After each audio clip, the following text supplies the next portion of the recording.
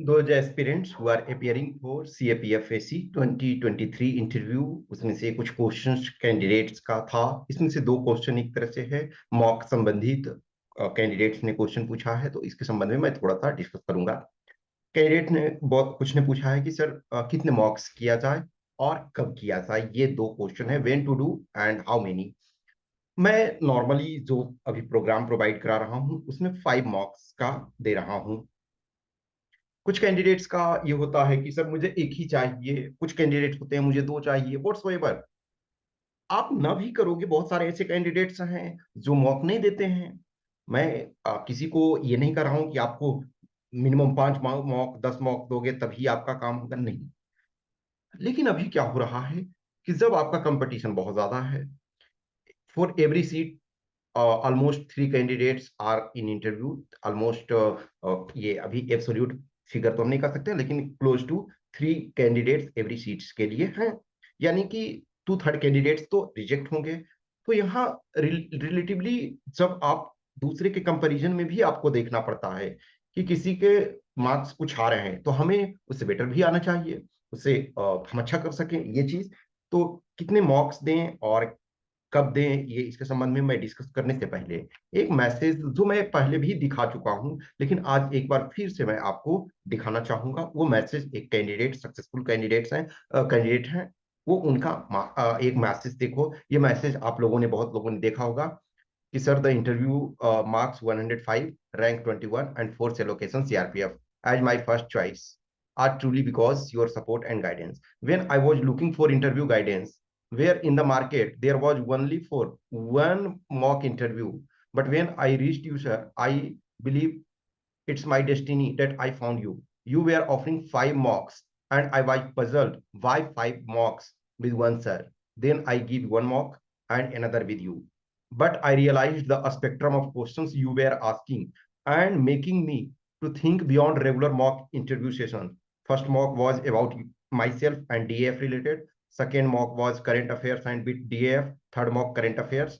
Then I sat down, wrote all your questions down, and made my answers ready. When I got stuck, I reached you, sir, asking typical questions. What should I answer for? Why CRPF? Why CAPF? And what's more in CRPF that I can tell to the panel? I almost got 10 to 12 questions that which I prepared from your interview mocks. I was confident enough by those questions and answered as you guided me. Thank you so much, sir. In this chaotic world of despair and loss of confidence, you are light of hope, which guided me amidst all the postponement of exams and everything. I will be truly indebted for you support and guidance, sir. Thank you so much for making me what I am today. ये एक, मैं इसमें अपनी प्रशंसा के point of view से नहीं कर रहा हूँ। मैं एक चीज आपको बताने जा रहा हूँ कि जब 5 मॉक्स होता है और हर मॉक में, इनफैक्ट मैं जो आपको मॉक प्रोवाइड करा रहा हूँ तो 5 यू करा रहा हूँ, उसमें 3 तो 1-to-1 मैं ही लेता हूँ। 2 और जो पैनल वाले होते हैं उसमें भी मैं रहता हूँ, और ऑल 5 के फीडबैक मैं प्रोवाइड करा रहा हूँ। इसमें क्या होता, मैं आपको हर कैंडिडेट्स जो भी मेरे से मॉक इंटरव्यू में, इंटरव्यू गाइडेंस या प्रिपरेशन में जुड़े हुए थे, मैं आपसे पर्सनल रूप से, मेरे लिए ये नहीं है कि ठीक है मतलब आओ एक मॉक लो, तुम्हारा सिलेक्शन ना सिलेक्शन से उससे कोई नहीं, मैं ये पॉइंट ऑफ व्यू से नहीं कर रहा हूँ। मेरे लिए हर कैंडिडेट मायने रखते हैं। अब अब जस्ट हाइपोथेटिकल लो कि सारे कैंडिडेट्स मेरे से जुड़ जाएंगे तो क्या सबका हो जाएगा? नहीं, कभी ये हो नहीं सकता है। आपका सिलेक्शन में मैं कुछ नहीं कर रहा हूँ, मैं एक सपोर्टिंग रोल में हूँ।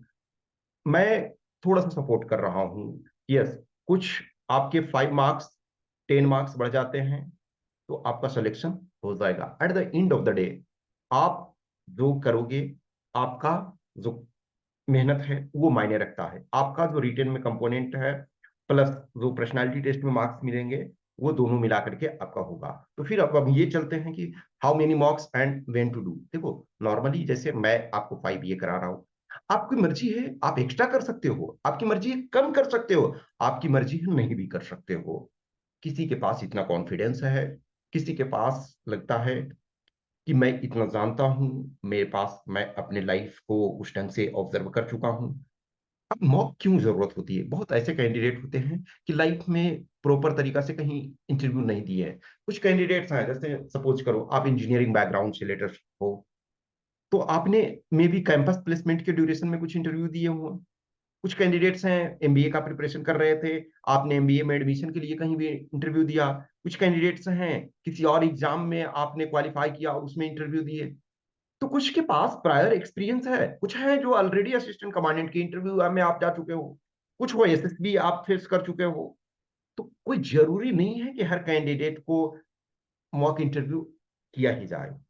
बट मेरा मानना है कि मैं 5 जो करता हूँ, वो उसमें से मैं कोशिश करता हूँ कि कैंडिडेट के मोर एंड मोर डायमेंशंस को कवर कर लिया जाए। अब दूसरा क्वेश्चन है वेन टू डू। आपके पास सफिशियंट गैप होना चाहिए। लास्ट टाइम क्या हुआ 22 में, मैं ये बता रहा हूं कि 22 में कुछ कैंडिडेट के साथ हुआ जो मेरे साथ भी जुड़े हुए थे।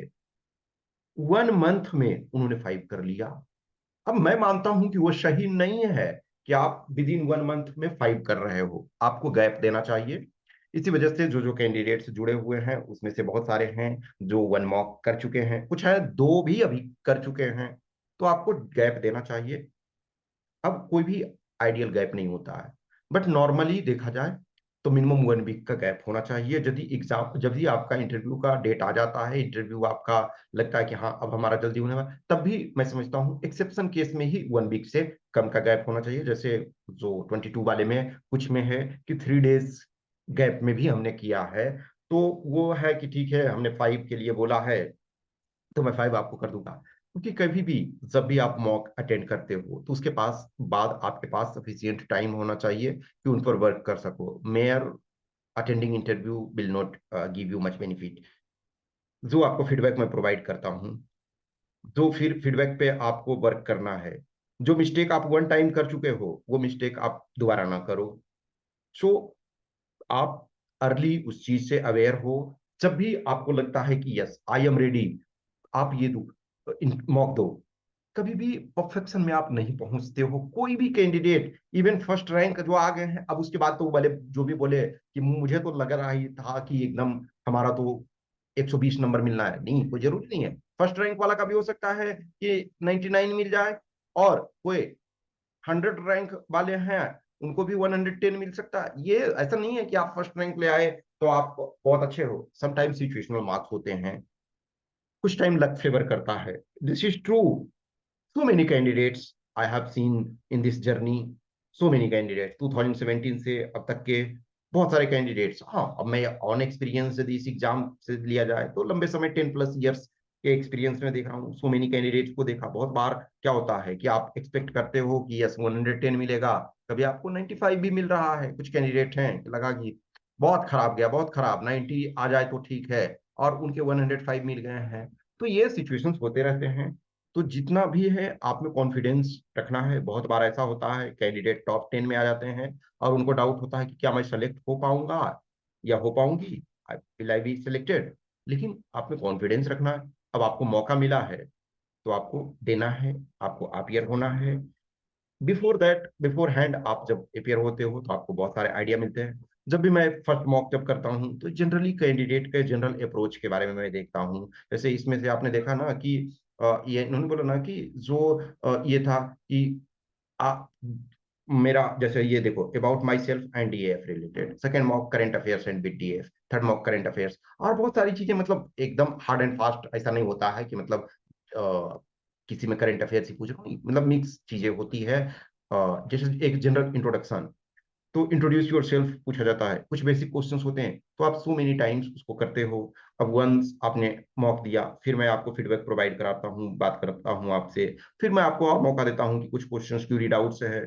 उसके बाद प्लस क्या है कि आपको जिन रेगुलर रूप से मैं सेशन अटेंड ये ले रहा हूँ, सेशंस जो ग्रुप सेशन होते हैं जूम वाले, तो उसमें से जो भी कैंडिडेट्स हो उनको मैं मौका देता हूँ कि हाँ जहां जहां जरूरत है तो आप बोलो। तो यानी कि एक तरह से देखा जाए तो इस पूरे और इंटायर प्रिपरेशन ड्यूरेशन में जो अर्ली शुरू से ज्वाइन किए हुए हैं, तो आपको कम से कम 20 टाइम्स बोलने का मौका मिल रहा है। किसी टाइम आपको मे बी 30 सेकेंड ही बोलने का मौका मिल रहा है, किसी समय 2 मिनट बोलने का, किसी के समय 5 मिनट, और मॉक इंटरव्यू में तो पूरा आपको बोलने का मौका मिलेगा। तो जो आपके पास टाइम मिल रहा, कम से कम 20 टाइम्स आपको, जो अर्ली टाइम में। अब कोई बोलोगे कि अब मेरा सर 5 दिन बाद इंटरव्यू है, तो आपको थोड़े 20 टाइम्स मिल रहा बोलने के लिए मौका, नहीं। उसके बाद आपके डीएफ से संबंधित इंटरव्यू एक ऐसा चीज है जिसमें हर कैंडिडेट अलग अलग है, तो उस पॉइंट ऑफ व्यू से ध्यान रखो। तो जो भी इस प्रिपरेशन की जर्नी में कुछ भी क्वेश्चन, क्यूरी, डाउट्स होता है, तो आप मैसेज कर सकते हो इस व्हाट्सएप नंबर 8527146498, और टेलीग्राम नंबर 7404909669। जो पेड, जिनको नॉर्मल क्वेश्चंस, क्यूरी, डाउट होता है, तो कोई जरूरी नहीं है आप पेड प्रोग्राम ज्वाइन करो, लेकिन जिनको डेडिकेटेड गाइडलाइंस चाहिए, डेडिकेटेड प्रोग्राम चाहिए, तो आपको ज्वाइन करना चाहिए। Okay, thank you.